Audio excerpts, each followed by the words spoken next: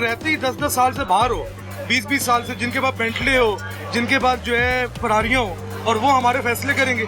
आवाम ने 18,000 की तनख्वाह, मिनिमम तनख्वाह 18,000 पे गुजारा करना है, उनका फैसला अरबपति लोग करेंगे। उस बेचारे की तनख्वाह कम है, उसको पता है कि उसने किस तरह सर्वाइव करना है, उसको पता है कि बिजली का बिल क्या अदा करना है। अमेरिका में रहते हुए बंदे को नहीं पता, उसने तो सिर्फ अम्मा जी ने पैसे खा लेने ने या अपनी जनानी ने पैसे खा लेने ने, जेड़ा अच्छे रह रहे उन्होंने पता है ना कि किवें करना है। ये रोज रोज का जो रोना था, मेरा ख्याल है कि ये जो कल असम्बली में बिल पास हुआ है, इससे ये खत्म हो जाएगा। जो मर्जी निजाम लेके आए, धांधली होनी बस ये पाकिस्तान है। नई बात डिजिटल की वीडियोस देखने के लिए हमारा चैनल सब्सक्राइब करें और बेल आइकन पर क्लिक करना मत भूलिएगा। अस्सलाम वालेकुम नाजरीन, नई बात डिजिटल मीडिया के प्लेटफॉर्म से आपकी खिदमत में मोहम्मद नईम दीरत हाजिर है। आज हम बात करेंगे इलेक्ट्रॉनिक वोटिंग मशीन पर। इसका ईवान के अंदर बहुत चर्चा है। एक जॉइंट सेशन हुआ था जिसमें अपोजिशन की जमातों और हुकूमत के जमातों ने इसमें हिस्सा लिया था और ये बिल पास हुए, तकरीबन 33 के करीब बिल पास हुए थे। इसमें इलेक्ट्रॉनिक मशीन जो है उसके बारे में भी बिल पास हुए और समंदर पार पाकिस्तानियों को तकरीबन 90 लाख के करीब वोट का हक उन्हें दिया गया है। और इंटरनेशनल जस्टिस ऑफ कोर्ट में जो कुलभूषण यादव का बिल पास हुआ है, इस तरह के कई दीगर बिल पास हुए। आज हम बात करेंगे इलेक्ट्रॉनिक वोटिंग मशीन पर। इस पर जानते हैं कि अवाम क्या कहते हैं। क्या इस इलेक्ट्रॉनिक मशीन के जरिए जो प्री पोल रिगिंग थी उसको रोका जाएगा या फिर इसके ज़रिए एक नए मुनज़्ज़म अंदाज के साथ रिगिंग का बाज़ार शुरू होगा? आइए इसके बारे में अवाम से जानते हैं, अवाम क्या राय रखते हैं। जी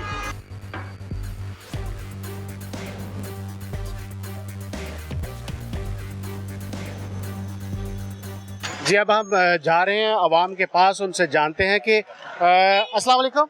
वालेकुम सलाम। क्या नाम है आपका? माजिद। अच्छा माजिद भाई, आप ये बताइएगा, अभी एक बिल पास हुआ है इलेक्ट्रॉनिक वोटिंग मशीन के हवाले से। कहा यह जा रहा है कि इलेक्ट्रॉनिक वोटिंग मशीन के ज़रिए से जो रिगिंग होती थी उसको रोका जाएगा। क्या आप इसे इत्तफाक करते हैं? जी बिस्मिल्लाहिर्रहमान, मैं बिल्कुल 100% इस बात से इत्तफाक करता हूँ कि अभी जो कल कौमी असम्बली में हमारा बिल पास हुआ है, इससे ये जो रोज़ रोज़ का एक दूसरे पे इल्ज़ामात, ये हमारी हिस्ट्री है। आप सारी तारीख उठा के देख लें, ये हमारी हिस्ट्री है। पीटीआई अगर जीती है तो नून लीग ने मतलब इल्ज़ाम लगाने शुरू कर दिए हैं, अगर नून लीग जीती है तो पीपल पार्टी ने इल्ज़ाम लगाने शुरू कर दिए हैं, अगर पीपल पार्टी जीती है तो नून लीग इल्ज़ाम लगाने शुरू कर देती है। तो ये रोज़ रोज़ का जो रोना था, मेरा ख्याल है कि ये जो कल असम्बली में बिल पास हुआ है, इससे ये ख़त्म हो जाएगा। ठीक है, एक शफाफियत की तरफ एक पहला कदम था। ये जो हमारा सिस्टम जो फरसुदा निज़ाम हो चुका था हमारा, उसको शफाफ करने के लिए हमारा पहला कदम था खान साहब का, और इस पे मैं पीटीआई को, खान साहब को मुबारकबाद पेश करता हूं। आपने वोट किसको दिया था? मैंने वोट किसी को भी नहीं दिया, लेकिन मैं सपोर्टर हूं। आप मुझे लग रहे हैं कि आप इमरान खान के सपोर्टर हैं। हाँ बिल्कुल, वोट मैंने नहीं दिया किसी को भी, लेकिन मैं इमरान खान का सपोर्टर हूँ, क्योंकि 30 साल से ये जो दोनों पार्टियों ने मिलकर एक गंद मचाया हुआ था, ठीक है, बारियां लगाई हुई थी उन्होंने, और एक शहनशाही निज़ाम मुसल्लत किया हुआ था, उससे हमें ये खान साहब ने इनसे जान हमें छुड़वाई है। आपका नाम क्या? जी मेरा नाम नदीम देरद है। अच्छा आप ये बताएं कि आप किसको सपोर्ट कर रहे हैं? मैं इस वक्त पिछली दफ़ा भी इमरान खान साहब को वोट किया था और अभी भी इंशाल्लाह करेंगे। इसकी वजह? इसकी वजह यह है कि खान साहब का जो एजेंडा है, और अभी रिसेंटली जैसे आपने बात की कि ये जो असम्बली में बिल पास हुआ है, तो ये बड़ा अच्छा कदम है। और इसमें मैं समझता हूँ कि मैं लॉयर भी हूँ, तो आपने भी देखा होगा पीछे जो नून लीग का टाइम था, वहाँ पे अदालती निज़ाम में भी धांधली का जो है ना बहुत ज़्यादा वो जिक्र हो रहा था और प्रोसीडिंग भी हुई है वहाँ पे। और मैं समझता हूँ कि शफाफियत के आने से अदालती जो अदालतों का टाइम इन्होंने पीछे वेस्ट किया, तो मेरे ख्याल से नेक्स्ट टाइम ये हमें इसका सामना नहीं करना पड़ेगा। जी ये भी हमायती निकले हैं पीटीआई के। मज़ीद लोगों से बात करते हैं, कोई देखते हैं कि नून लीग का या अदर जमातों का कोई यहाँ पे नुमाइंदा, हम उनसे बात करते हैं, वो क्या राय रखते हैं।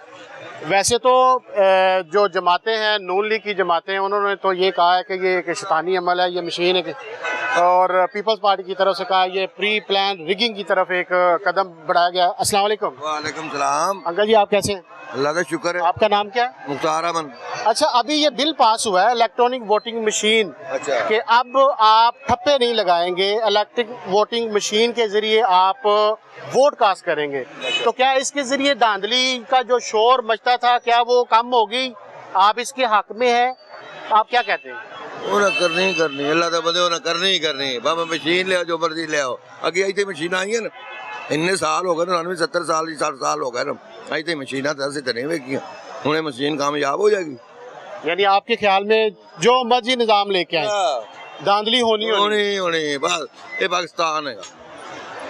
ठीक है। तुम इतनी देर से खप्पन डे हो महंगाई के बारे कोई फायदा होया?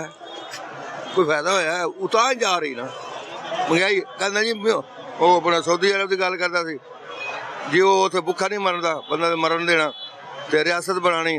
रियासत बना सिर दी बनाई की बनाई रियासत, गरीबों ने भुखा मारता। जो 160 का गया 360 का 80 का हो गया। यानी आपके ख्याल में जो मर्जी कर ले इन्होंने धांधली करनी करनी। वो खा गया सिर कसम रखा। वो कमरे जो आपे भरना अगले जानू आपे भरेगा, गरीबों का खा गया था। लेकिन वो सिस्टम सही चल रहा था, तंगी नहीं सी किसी, गरीब आदमी रोटी खा रहा था। समझ आई कि नहीं आई?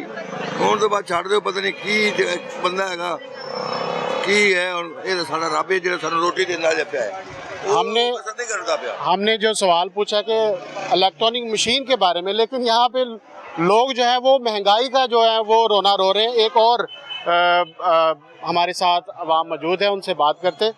अच्छा सर, ये सवाल ये है कि हम एक सर्वे करना चाह रहे हैं कि जो इलेक्ट्रॉनिक वोटिंग मशीन जो है जिसका बिल पास हुआ है, जिसके ज़रिए से कहा यह जा रहा है कि रिगिंग को हम काउंटर करेंगे और शफाफियत की तरफ हम बढ़ रहे हैं, तो आपके ख्याल में ये जो इलेक्ट्रॉनिक वोटिंग मशीन जो है क्या ये रिगिंग को रोकेगी? ये धांधली को ये बिल्कुल रिगिंग को नहीं रोकेगी, बल्कि ये फैसिलिटेट करेगी और लोगों की जो ट्रू रिप्रेजेंटेशन है उसको ये मनोवर करेगी। इससे धांधली में इजाफा होगा और इसमें धांधली शायद उस तरह से ट्रेसेबल भी ना हो। यहाँ पे तो जो हमारा कन्वेंशनल तरीका है उसमें तो एक बंदे के जोन सा है वोटर पेपर पे हम इम्प्रेशन वेरीफाई हो सकेंगे, उसका आईडी कार्ड, यूसी नंबर, सारा कुछ। लेकिन ये नहीं पता लगेगा फिर ये इलेक्ट्रॉनिक जो सी नई डिवाइस ये लाना चाह रहे हैं कि किसने किसको वोट डाला, और ये धांधली का मजीद मौजब बनेगा जिसकी कि रियासत पाकिस्तान इस वक्त बिल्कुल मुतहम्मल नहीं है। आप कैसे कह सकते हैं उसमें रिगिंग होगी जिसमें साथ आपने बैलेट जो है उसके अंदर पर्चियां भी डालनी है, साथ वो भी काउंटिंग चलनी है, साथ ये इलेक्ट्रॉनिक मशीन जो है वो साथ साथ ये निज़ाम चलेगा। अगर इसके ज़रिए होती भी है तो आप वो जो जितने बैलेट है वो निकाल के आप गिन सकते हैं। देखें जी 116 ममालिक ऐसे हैं जहाँ पे जमहूरी निज़ाम जो उनसे जरिए वोट वो कास्ट किया जाता है या उसे मुंतखब किया जाता है। इन 116 में से सिर्फ 16 ममालिक ऐसे हैं जिन्होंने इसका EVL का जो सा नफाज किया अपने मुल्कों में, और उनमें से 9 मुल्क ऐसे जिनमें जर्मनी भी शामिल है जिन्होंने सरेंडर किया कि ये इनअप्रोप्रिएट है।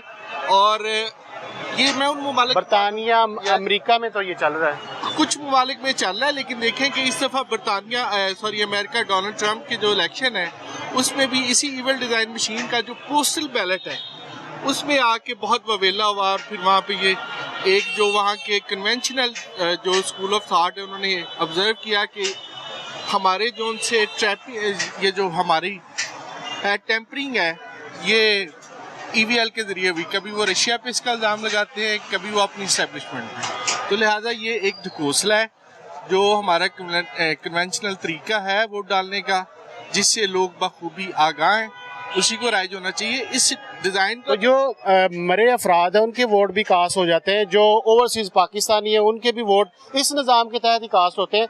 एक आदमी कहता है मैं वोट डाल रहा हूँ, मेरा वोट पहले से कास्ट है। नहीं, तो ये तो कोई तरीका नहीं है कि आप बजाय इसके कि इस सिस्टम ने 70 साल बाद जिन कमियों की निशानदेही की है उसको ख़त्म करने की बजाय आप पूरा डिज़ाइन ही तब्दील कर दें। अगर 70 सालों में हमें ये पता चल चुका है कि यहाँ पे मुर्दा लोगों का वोट पड़ता है, ओवरसीज़ का पड़ता है, तो उसको बबल सिक्योर किया जाए बनिस्बत इसके कि आप पूरा निज़ाम ही चेंज कर दें। जी, इनका ये कहना है कि इसके ज़रिए से जो रिगिंग है वो रुकेगी नहीं बल्कि मज़ीद बढ़ेगी। इस निज़ाम को बेहतर करने की ज़रूरत है। जी, मज़ीद लोगों से बात करते हैं, उनसे राय जानते हैं वो इस इलेक्ट्रॉनिक मशीन के बारे में क्या राय रखते हैं। अस्सलाम वालेकुम। वालेकुम सलाम जी। अंकल जी, आपका नाम क्या? तारिक गुल जी। तारिक गुल साहब, आपने सवाल तो सुन लिया है, तो आप इसके बारे में क्या कहते हैं? बेटा जो देखे आपने तो तकरीबन काफ़ी लोगों के इंटरव्यू ले लिए हैं, सब यही कहते हैं जिसकी हुकूमत होती है उसी के चलते हैं सारे सिस्टम। तो ये इलेक्ट्रॉनिक का हमने तो पहली दफ़ा सुना है, और ये हमने सुना हुआ है कि बाहर ये फेल हो गया, पाकिस्तान में इंटर हो गया। वैसे तो ये 8-10 मुल्कों में चल रहा है, अमेरिका में चल रहा है, बरतानिया में चल रहा है, दीगर। बेटा वहाँ तो देखो कानून भी तो है ना, हमारे तो अल्लाह फजल है। जब से मैं पैदा हुआ हूँ 3-4 हुकूमतें तो मैंने देख ली हैं, जो आता है वो अपने मफाद के लिए आता है, हमने वही मजदूरी करनी है, वही काम करना है। यानी आपके ख्याल में ये रिगिंग का निज़ाम जो है रुक नहीं सकता? ये बेटा नहीं रुक सकता मेरे हिसाब से। देखो अल्लाह करे खुदा उन करीम, मैं तो ये दुआ करता हूँ, मैं सबको मिल के कहता हूँ, मस्जिद में भी जाता हूँ, सबको ये कहता हूँ इस मुल्क की दुआ मांगा करो, इस मुल्क की खैर मांगा करो। ये मुल्क है तो हम ऐश कर रहे हैं, खुदा ना खास्ता अगर इसको कोई नुकसान पहुँचा तो हम तो फकीरों से भी बुरे हैं। हर दौर में सारी हुकूमतें, सारी जमातें यही रोना रोती हैं कि इस दफ़ा रिगिंग होगी, इस दफ़ा रिगिंग होगी। अब ये तमाम जमातें ही कहती हैं कि इस्लाहात होनी चाहिए। अब इस्लाहात हो रही हैं तो इसकी मुखालफत भी की जा रही है, इसके हक में वोट भी दिए जा रहे हैं। अल्लाह करे खुदा उन करीम जी के हमारे मुल्क के लिए बेहतर हो, जो भी हो, हम तो ये दुआ करते हैं।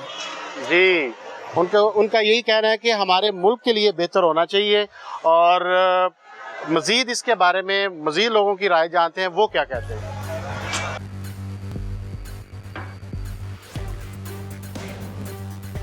इलेक्ट्रॉनिक वोटिंग मशीन, आपने सवाल तो सुना ही है, तो आप इसकी हमायत करते हैं या इसके मुखालिफ? मुखालफत करते हैं। उसकी वजह? मुखालफत की वजह ये है कि जो अवाम अमेरिका या कनाडा या दुबई में ओवरसीज़ बैठे हैं, उनका बिल्कुल हक नहीं बनता कि जो लोग पाकिस्तान में उनका फैसला वो करें। वो तो कहते हैं कि हम पाकिस्तान के लिए अपनी दौलत भेजते हैं, डॉलर्स भेजते हैं, मईशत बेहतर करते हैं, बेहतर करते हैं, और आप वोट का हक ना दिया जाए। नहीं, उनको हक इसलिए, अब उनको हक चाहिए कि जब डॉलर का रेट चढ़ता है, वो जो बंदा $100 अपने घर भेजता था, जो 15 या 1.5 लाख रुपए आता था, वो अब 2 लाख आता है। उनको तो ये हुकूमत अच्छी लग रही है, लेकिन हम यहाँ के जो लोग हैं रहने वाले, जिस गरीब की तनख्वाह 18,000 थी, उसकी तनख्वाह आज भी 18,000 है। आटा महंगा हो गया, चीनी महंगी हो गई, गैस महंगी हो गई, लेकिन तनख्वाहें नहीं बढ़ी। अब मेरी अपनी लेबर, में रेस्टोरेंट का ओनर हूँ, क्या मैं यहाँ से बाहर किसी कंट्री नहीं जा सकता? बिल्कुल जा सकता हूँ, लेकिन मैं यहाँ रह के बिजनेस कर रहा हूँ यहाँ की आवाम के लिए, रोज़गार के लिए, कि मेरा एक रेस्टोरेंट के साथ जो है 100 बंदा एफिलेटेड है। लेकिन मेरे पास भी जब ये आते हैं कि सर जी हमारी तनख्वाह बढ़ा दें, हम कैसे तनख्वाह बढ़ा दें? तनख्वाह बढ़ाएं तो प्रोडक्ट का रेट बढ़ा दें, प्रोडक्ट का रेट बढ़ाएं तो कस्टमर से जो है अब्यूजिव लैंग्वेज क्यों बर्दाश्त करें? यानी आप इलेक्ट्रॉनिक मशीन से डायरेक्ट महंगाई पे आ गए?